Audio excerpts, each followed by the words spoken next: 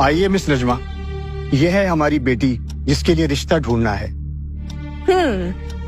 Height average, wait थोड़ा ज्यादा ही है, रंग सांवला, चेहरे पर 1-2 पिंपल्स भी हैं। इस रिश्ते के मैं पूरे 5 लाख लूंगी।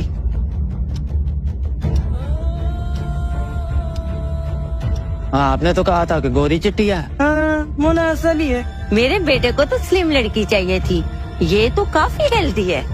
इसको खाना पकाना भी आता है, ये सिर्फ चाय बनाती है। हाँ, आपने तो कहा था कि गोरी चिट्टी मेरे है। बेटे को तो स्लिम लड़की चाहिए। खाना पकाना भी आता है, असल ही है। मुझसे भी तो कोई पूछे। बेटियां अल्लाह की रहमत होती हैं, कोई बाजार में पड़ा शो पीस नहीं कि लोग उन्हें देखें, परखें